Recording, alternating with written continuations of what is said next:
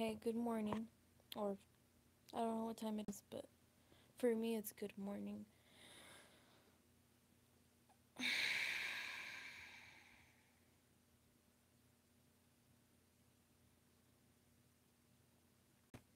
What the fuck?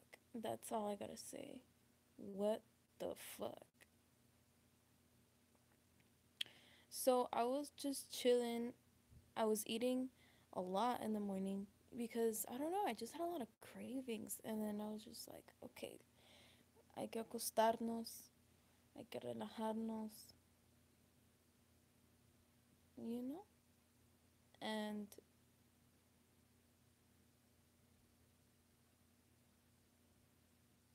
what the fuck? So, this is gonna sound weird, but I don't care. It's the truth. So,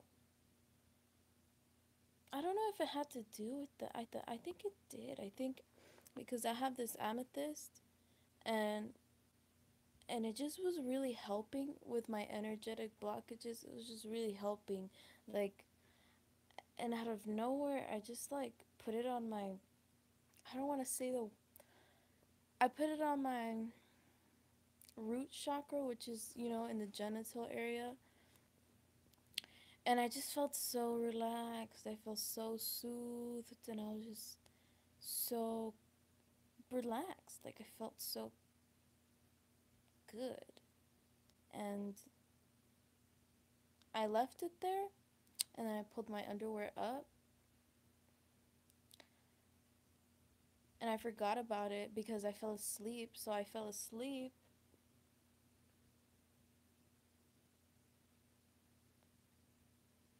and I just woke up, and I feel like I'm in another dimension.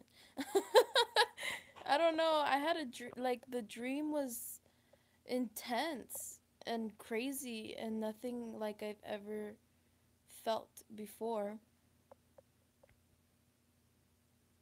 So basically, in the dream, I'm driving like this big ass truck, this semi truck or some shit, or it was just a big ass truck. Like, I'm talking a big ass truck.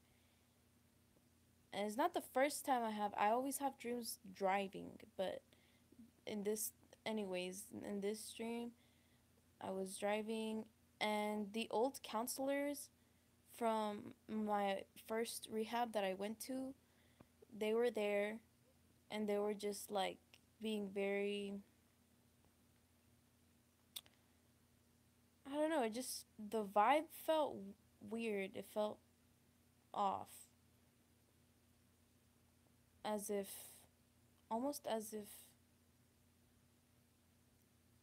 just flirty, kind of. It felt kind of flirty.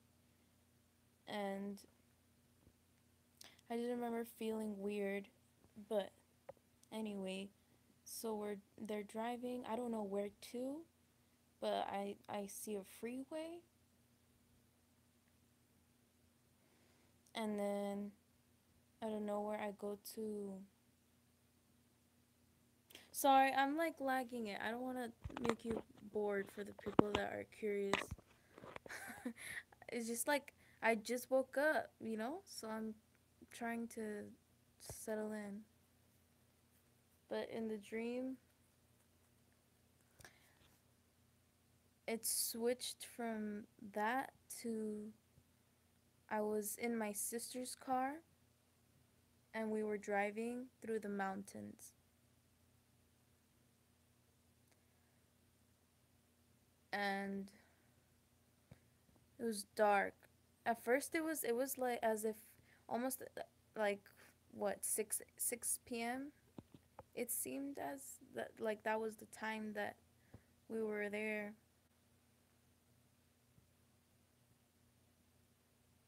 Mhm.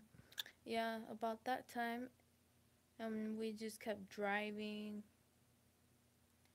While I was in the car with her, I was in the back seat. So I was just thinking and thinking and thinking, and I just asked her, "Oh, where are we going?" And she said, "We're going to we're going to an ayahuasca ceremony. And I said, what? You're lying. I told her that. I was like, what? You're lying. Like, I was so excited. Because I've always wanted to do that.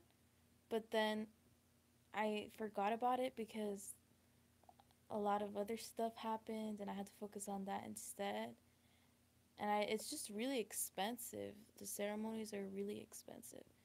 But I don't know, after this dream, I feel like I really should. I feel like I really should make that make that wish come true because it seemed super important. As soon as I woke up, I said to myself, yo, or I thought to myself, I thought, okay, so is this what is supposed to happen? Like, I'm supposed to do this for sure, is because I felt it.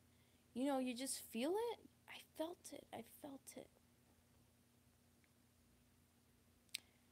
But anyways, that's not it.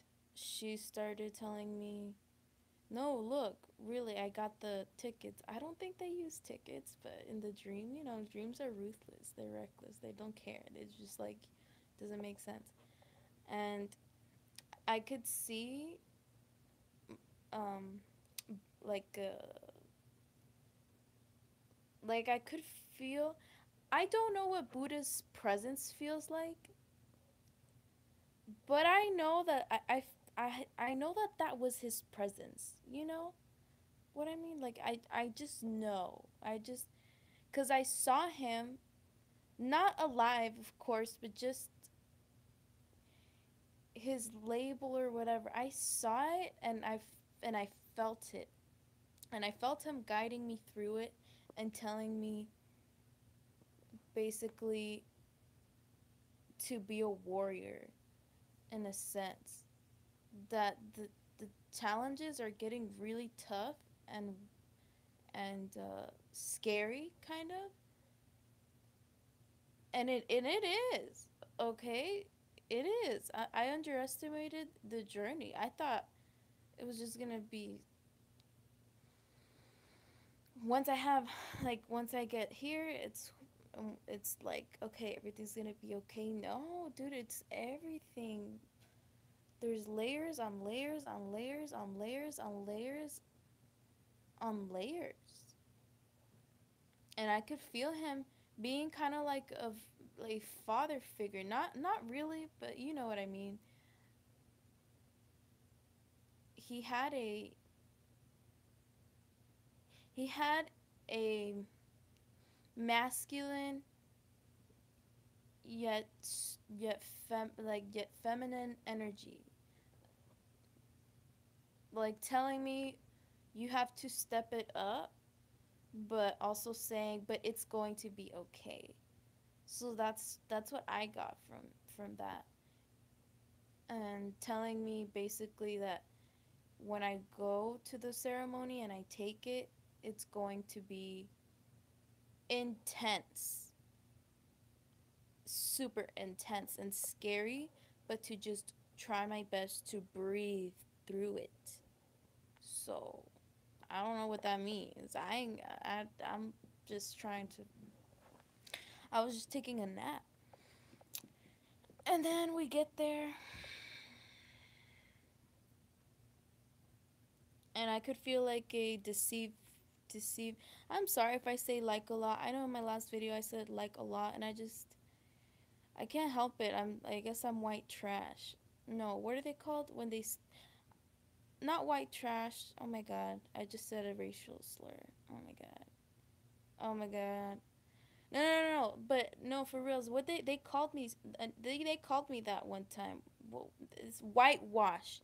There we go. Not white trash. Whitewash. They called me that, and it hurt my feelings. But anyways, yeah. Sorry if I say like a lot. It's just that I'm not. I'm still learning to communicate, like find the right words. So I'm sorry about it. But anyways,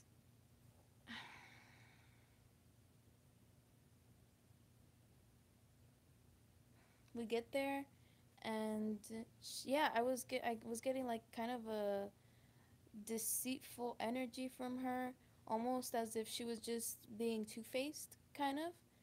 And I've always felt like that in my waking life. Like she pretends to be kind and like me, but I don't really feel the same thing. Like I don't believe it. I don't, you know what I mean?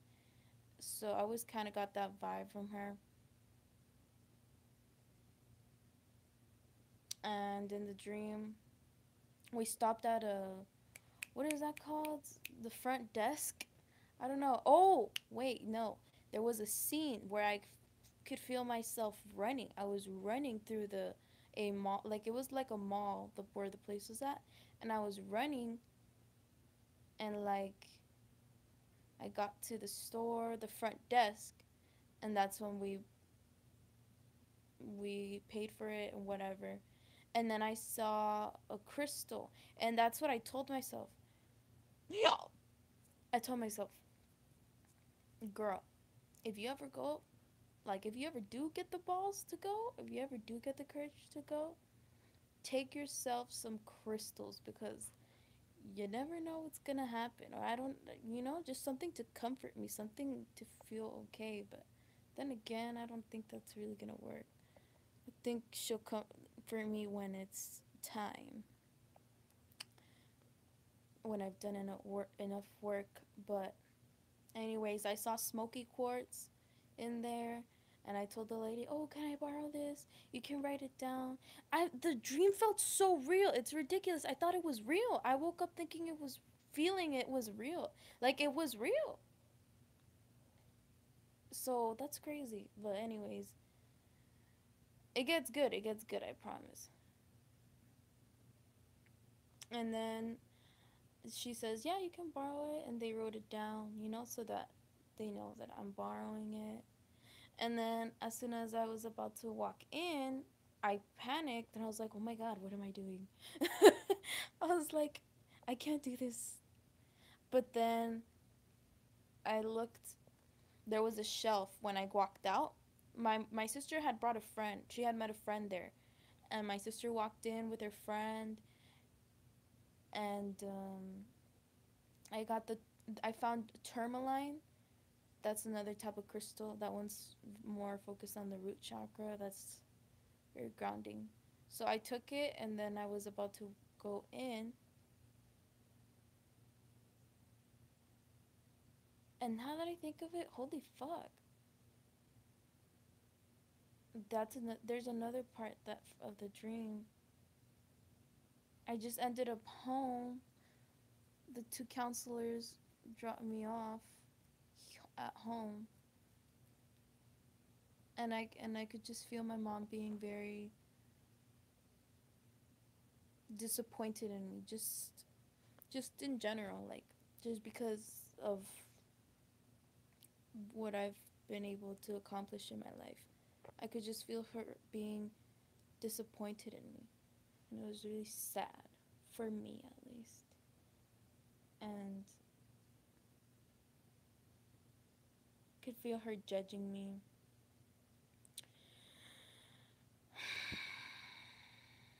And you know what? And yeah, I had a dream. I was making YouTube videos, like lives. I was making lives, and that I fucking hated myself. What a coincidence.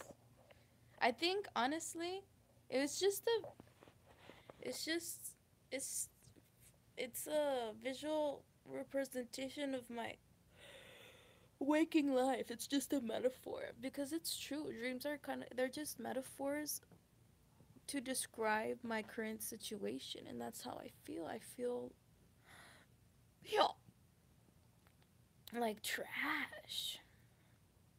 You ever just feel like trash?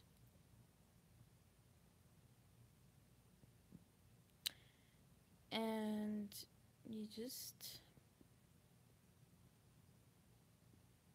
feel undeserving of love. And that's another thing. And in the dream, the message I got from the dream was that I'm not entitled to anyone's love. I'm not entitled to anyone's like positive opinion of me. I'm not entitled, and I felt that. I felt entitled. And now I'm just thinking to myself, well, because as soon as I woke up, that's what I got. That's what I got. As soon as when I looked at this, check this out. I woke up, I looked at that, and I was just thinking, okay, yeah, what the fuck? And then I got flashbacks. As soon as I woke up, I got flashbacks of when I was a little girl, and I lived here in this small town, and I would walk alone to, I don't know what I was doing, to be honest. There's a lot of things that I asked myself, what the hell, what was I doing? Where were my parents? So that made me reflect a lot on why I'm scared to be alone.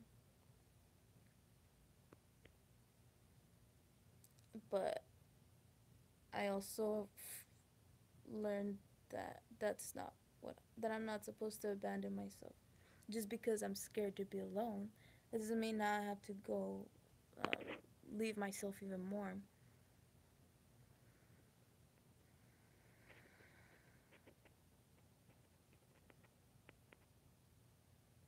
I think I'm gonna go. It felt serious. It felt really legit as soon as I woke up. And then and that's when out of nowhere I felt the crystal, and I was thinking, okay, this is I think this is what I'm gonna go buy myself some more amethyst, cause I'm damn, like I never get dreams like that. Or maybe no, it's cause I do get dreams like that, but those were extremely vivid. It felt super real. Ridiculous. So I think I'm gonna buy more amethyst. Amethyst, damn. You really know. You really know what to put me like. Cause the dream was gentle, yet insightful, yet no, yeah, it was gentle, yet it got the message across, and that's exactly the type of woman or person I want to be. I want to be able to get my message across in a gentle way, but also it gets the point across. Like there's no sugarcoating, but it's still gentle. Cause I don't see the point. Cause people say stuff like, "Oh, it's showing me what a shitty person I am," and la la la la la. And I realize that, and I don't see the point in calling yourself a shitty person or beating yourself up. But then again, that's all I do, so I guess I get where they're coming from.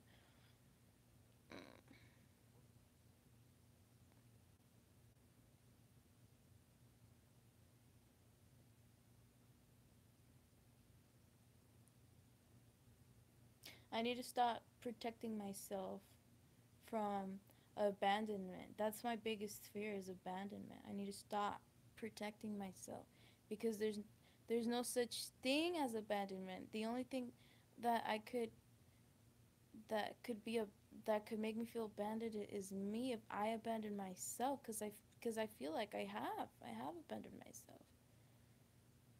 And I think that's why it's so painful sometimes because it's not even that much about how people don't see me or understand me. It's mostly about how I don't. What hurts the most is that I was able to put on a mask to pretend that I was okay many times when I knew damn well I was not okay, and I did it to prevent myself from being seen vulnerable, to prevent myself from opening my heart to others, especially my family. And I feel like they're the ones that need that the most. But at the same time,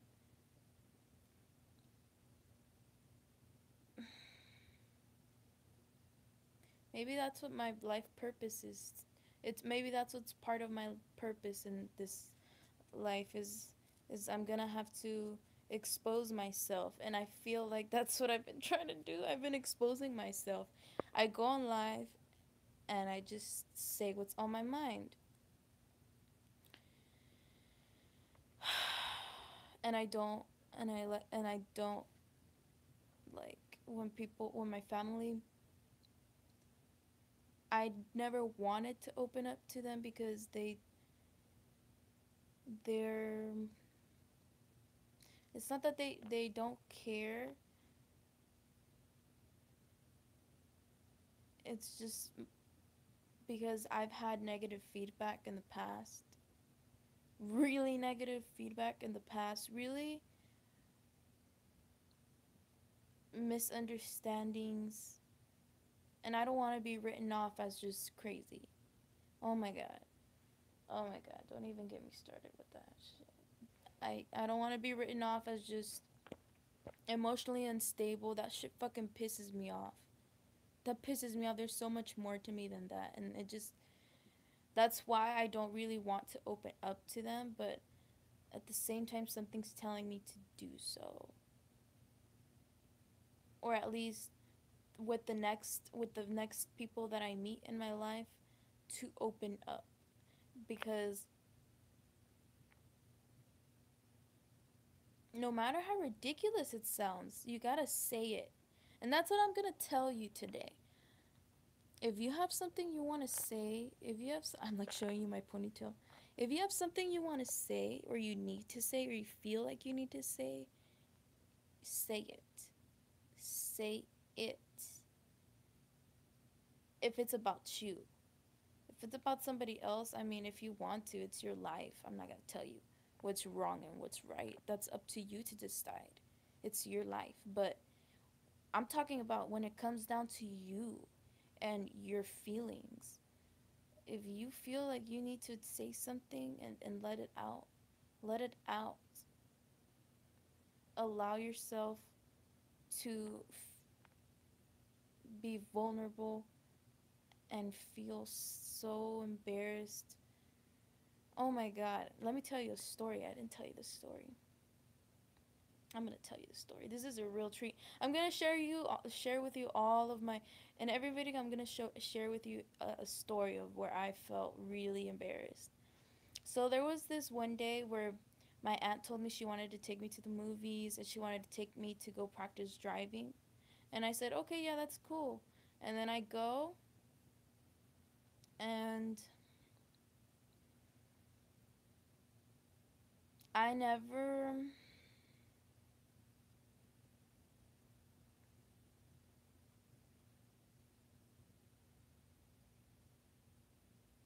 I never wanted to show emotion to any of them. And that's uh what is that called? That's a truth. That's set and that was for reals. I never wanted to show emotion to any of them. I never wanted to show weakness. Never. So what I would do when I was depressed as a teenager, I would go and to the family events, and I would just not, like, I would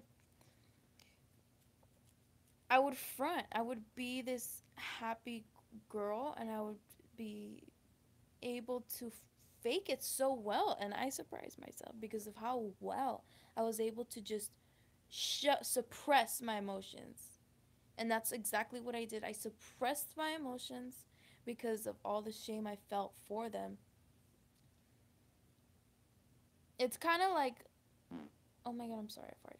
It's kind of like, for example, damn, I've really done it all.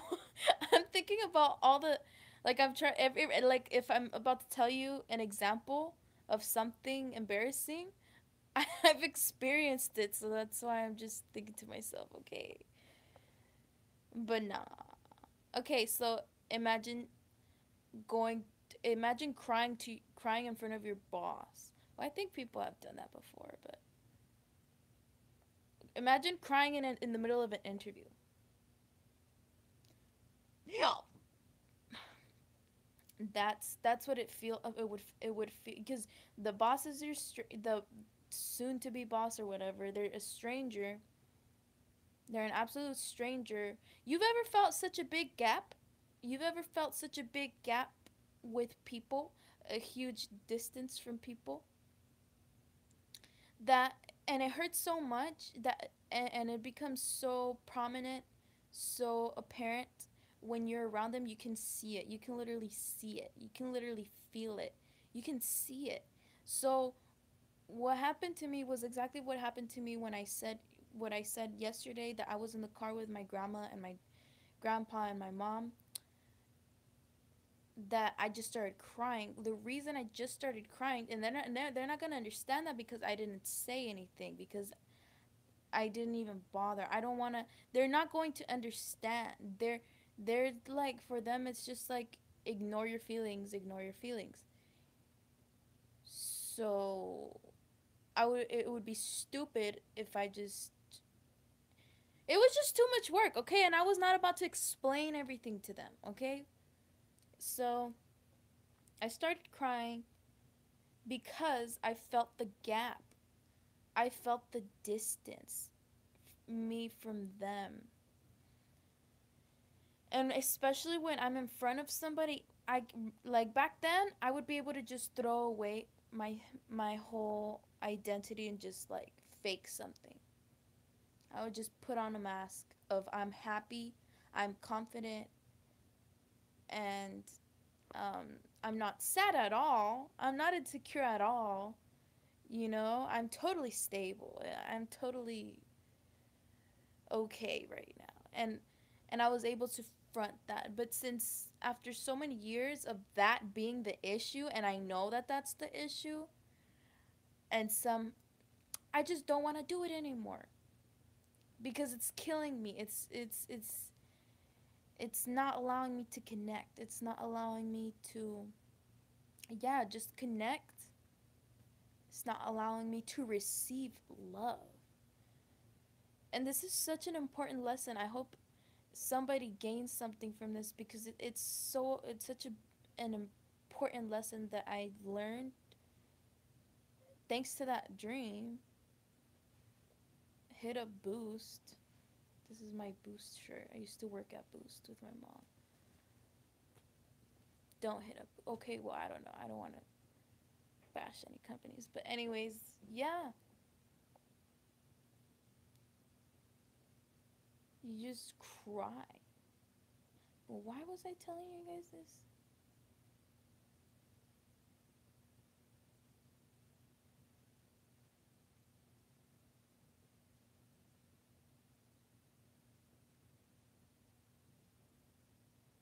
I don't know, but that's a trip that I got that dream.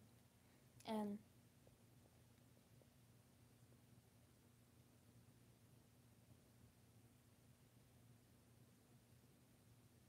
oh yeah, the story I was telling you. Oh my god, I'm sorry. I know I get distracted.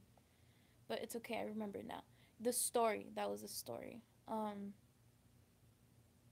I can't wait till I have friends on here, because then they can remind me where I left off. But anyway, yeah. I could feel the tension when they were trying to teach me how to drive. I could feel the tension in myself, within myself. I could hear the negative story, the most familiar story that I felt, that I heard my entire life in my head, that they were judging me and that they were trying to, you know, I could feel it. So I was trying to keep calm. I was trying to tell myself, no, it's okay. That's not true. Just relax. They're just trying to teach you how to drive. And it worked. I mean, I got the hang of it. I was able to focus on the task I was doing.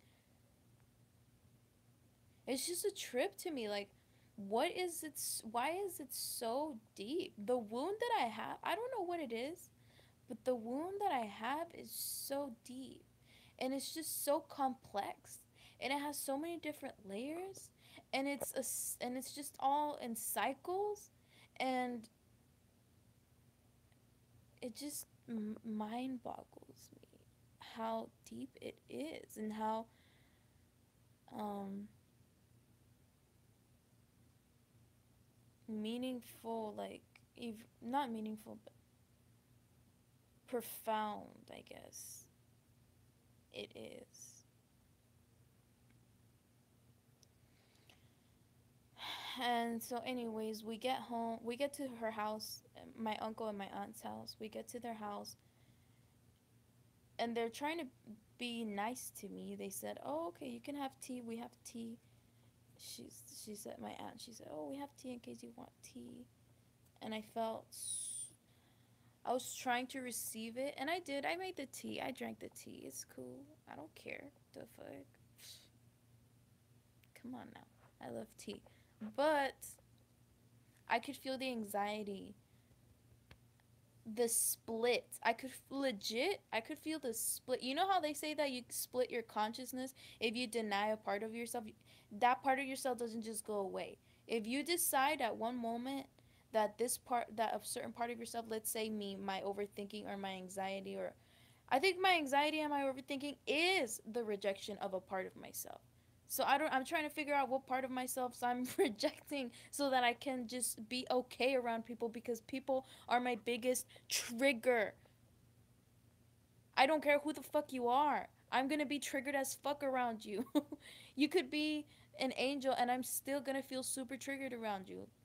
That's what I'm working on right now. And I was just thinking,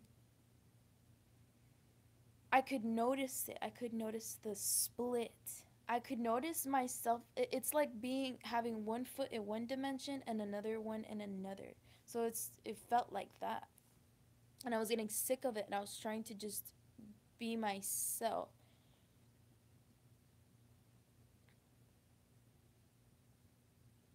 because I feel like if I'm myself and I allow myself to receive love from others, like I'm draining them. That's what I feel like. And that's a really big thing of mine. I don't like asking people for support, and that's where I'm going to get to right now. Today I talked to this girl, but we're going to talk about that later. Let's get to the story. It's just that there's so many important points. I'm sorry, there's important points in between the stories. So, the next morning I wake up, and she asks me to stay another day, and she says it's like she wants me to stay. And I'm just surprised, thinking, "What? How? How do you want me to stay? Like, are you serious? Or are you tripping, or are you lying?" And she said, "Yeah, we're gonna go eat and blah blah blah." And I already got my anxiety. I don't know what that is. It felt like I just started getting nervous, and yeah, I guess nervous. I started getting nervous, and then I started shaking a little, and I just knew I had to be honest. I didn't. I was looking at her, and normally I had that gift. I have not a gift. It's not a good thing, but it was a gift, kind of a talent. I was if Back then, if I really, like, let's say at that moment, if I really wanted to, I could have suppressed my emotion and just looked away and fronted. I have that gift of acting as if nothing, like it's a talent. I'm really good at that. If I really want to, I can act like I'm okay, and I'm not. So she but at that moment I said, "Really though? Like, do you really, is that really what you want? I don't want to do that to myself." I think that's kind of cruel and harsh. So at that point, I just started crying. I started like tearing up, like, "Ooh." And she said, and I said, "I just get and I started stuttering. I started stuttering, and I said, "I just get so nervous around you guys because I don't know. I feel like you're just you're judging me, Oh my god, I just feel so much. I feel for myself, dude. I feel for myself. Like, it's hard to judge myself now. Back then it was so easy, but now I just feel so bad. I feel so bad. I'm not crying, I'm just itchy here. And when she tried to hug me, she came near me and she tried to hug me and she hugged me, and I could feel the hug, but in my head I said, no way, there's no way. Oh my god, I think I'm gonna cry a little. I don't want to cry though.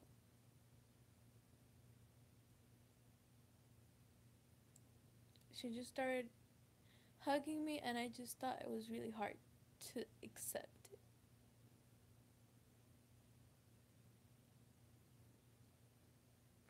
And I feel so bad for not accepting it, but for myself, because I genuinely feel like I'm draining someone if I accept it. I genuinely feel like I'm wasting her time, because I'm emotional, and all because I don't want to accept myself, and I'm so full of myself for feeling like this, because I've been told that's how Mexicans are. No offense, not all Mexicans, but the Mexicans that I've encountered, I've noticed that they have really cruel dynamics. Maybe even black people too. I don't know. I haven't heard. Well, most likely, I don't know, but I've seen people have those types of dynamics with their kids, where they treat them badly for having needs, for having emotional needs,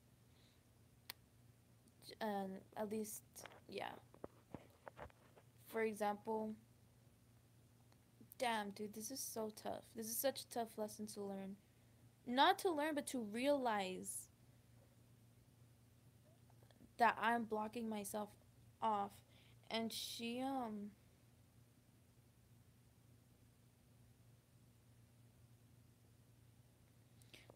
I remember I was trying to pull away, but she didn't want to.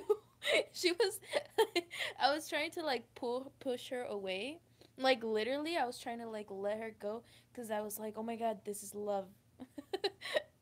It sounds pathetic, but it's the truth. It's how it is. It's how it be. And I was like, there's no way. There's no way I can feel this.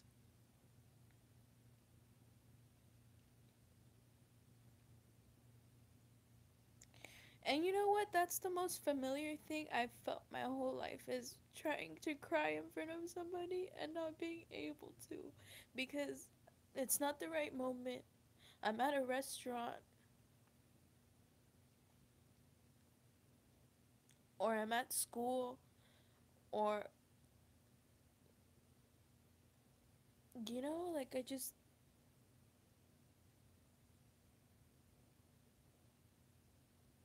and instead of supporting myself and allowing myself to feel it and cry, I just give in to their expectations and the rules.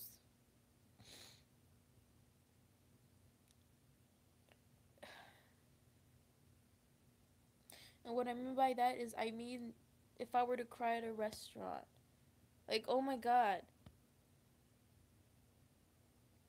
there was a time where I went to this guy's house, and I was thinking about living there. I didn't know him, but I just remember crying. Like, I couldn't even, I just kept crying. It was ridiculous. Like, and every time I cried, I couldn't let myself cry. Or if I did cry, I felt ashamed for crying.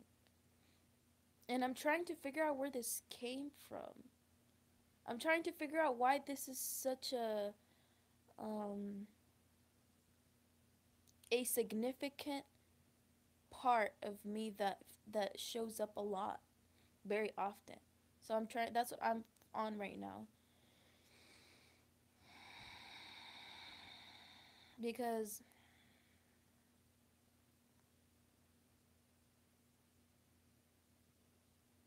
yeah, anytime I want to cry, it's precisely in front of, like, in a situation where I don't want to cry. It's exactly the moment where I feel as if I'm going to have the least support. Like in the car, like in the restaurant when I had to excuse myself and go to the restroom. And I just don't understand what I'm supposed to do. Like, am I supposed to legit tell one of them? Or am I, like, I don't get what the point is. I don't get it, dude. I don't get it. Because in the moment I'm so emotional, I can't think straight. I can't tell my family, okay, right now I don't even want them to see this, because I don't want them to look at me like I'm a zoo animal, cuz they do that. And I hate that shit. I hate it when they look at me like a zoo animal. And not just me. I see the way that they look at my sister when she cries over something, cuz she was crying on and the way that they see her, they invalidate her. And I'm going to say it straight up. I don't care if they see it. This is not in any way trying to, like, I don't care. It's just the truth, okay? They invalidate it. And I don't blame them. It's they're probably already in a mature state. I don't know. So they probably don't can't relate.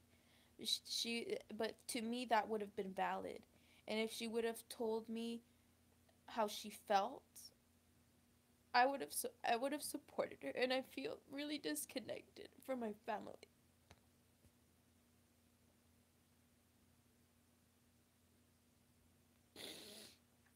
Like, I feel sometimes like they don't love me,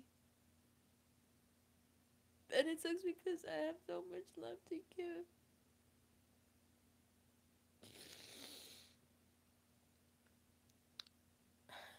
If she would have told me, if she would have opened up,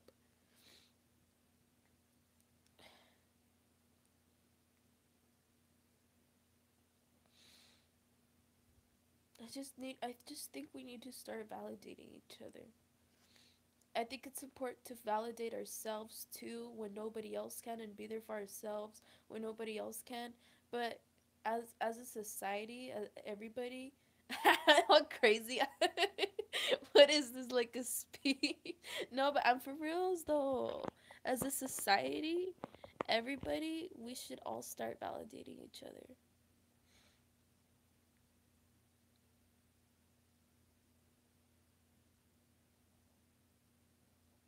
because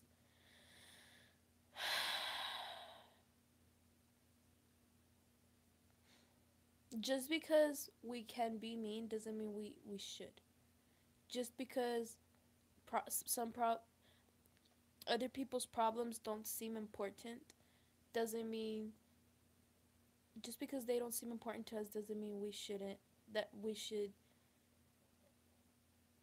make them feel like we can't make them feel like that, but just, if something's not important to you, it's not important to you, but it's important to someone else. That's my point. And I feel like, instead of just saying, oh well, that's how society is, because I hear people say shit like that. Oh well, she puts her stuff online. Oh, she puts it, like, almost like just saying that people who post their stuff online deserve all the bullshit that people vomit over them. That's not true. That's not true. Yeah, like I said, yes, it's partially each person's responsibility to know that not the whole world is always going to be on the same page as you or understand you. But at the same time, let's all try to. It doesn't mean that we shouldn't try to be, yeah, more compassionate. And I feel like that's key to what I'm trying to learn is compassion.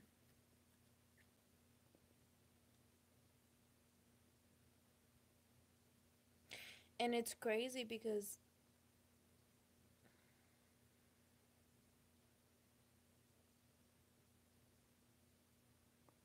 it's just crazy to me.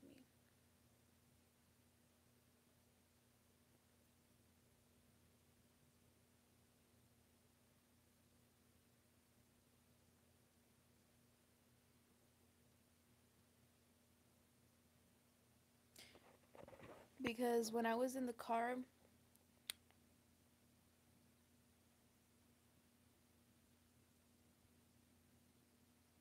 I could feel myself just thinking, damn, I just want all of us to just have like a huge big therapy session. My family. I just want all of us to just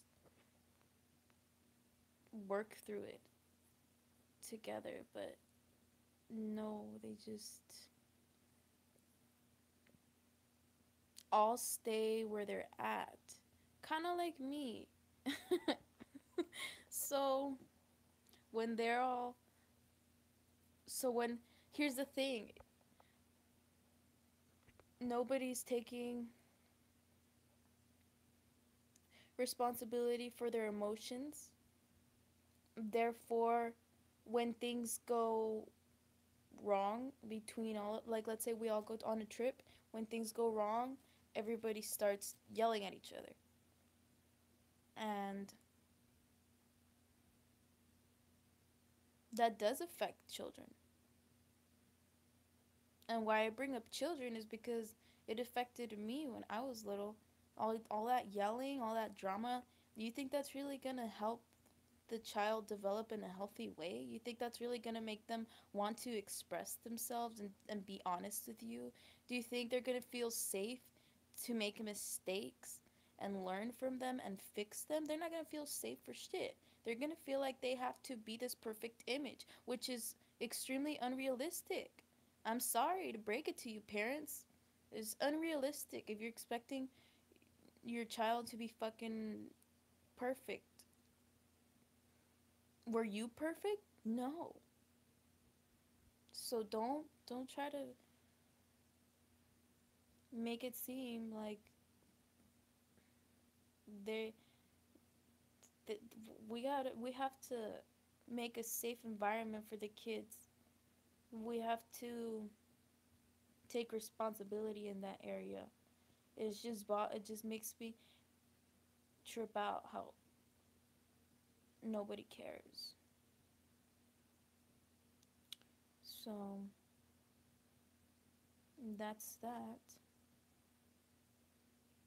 I hope one day, I think I'm getting pretty close, but I just hope one day I'm able to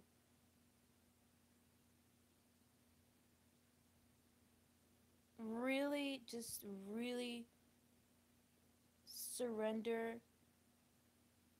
to to receiving the love and emotional support from others, and not just once, because that's the thing about this journey, is that I try to cheat myself, but I try to cheat, but it backfires on me. It just, I'm cheating myself, because let's say I say okay, okay, I'm gonna do it. I'm gonna cry in front of this person. And I'm gonna let it out.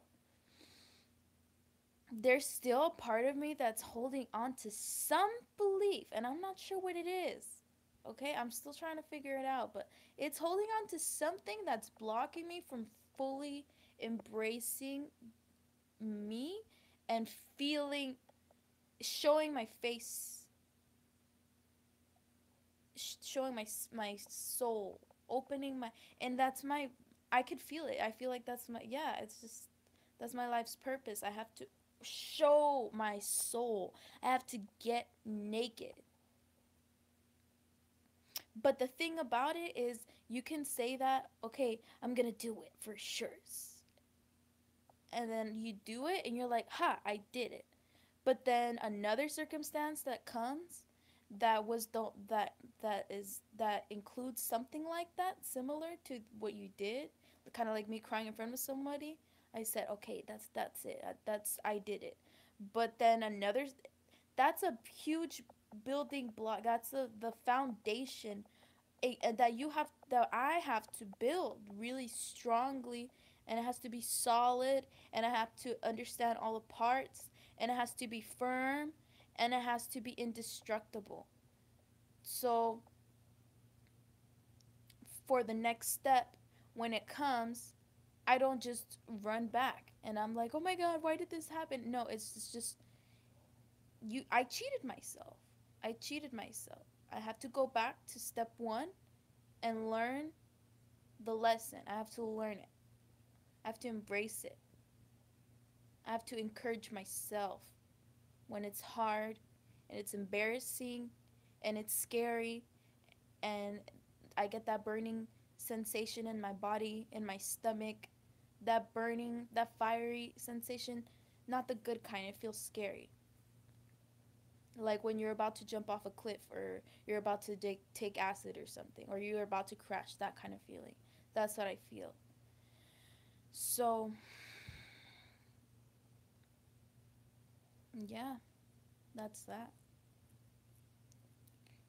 And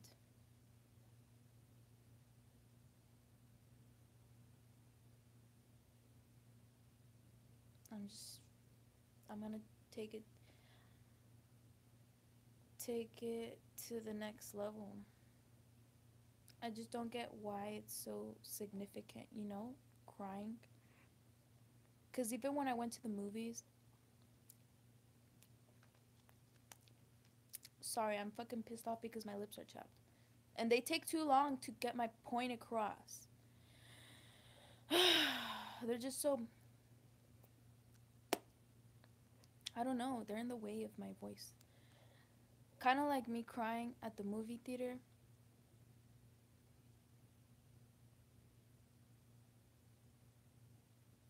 Yeah, we were watching Rich Crazy Asians, my family and I just started crying and bawling my eyes out, like as if somebody died.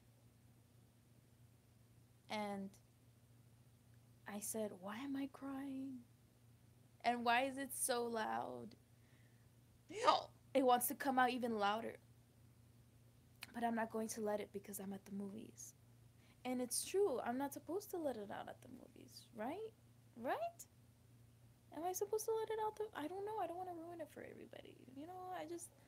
So, I'm not sure exactly what this lesson is trying to teach me.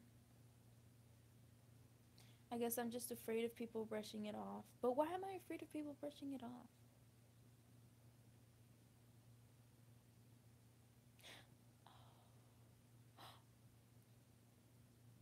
Oh. Because it's one thing to be crying.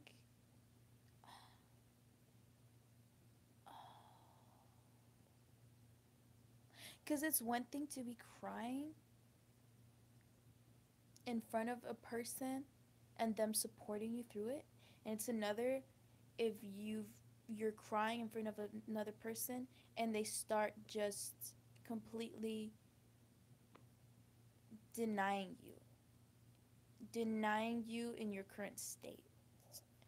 And now imagine that being constantly being denied, constantly denying your present state.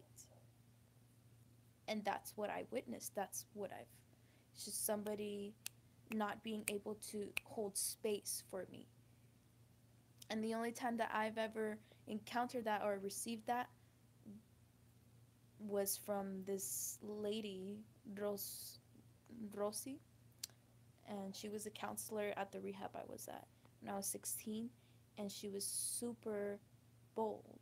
Not bold. Yeah, she was bold. She was strong. She was a wise woman. And she was very all about being messy and letting it out.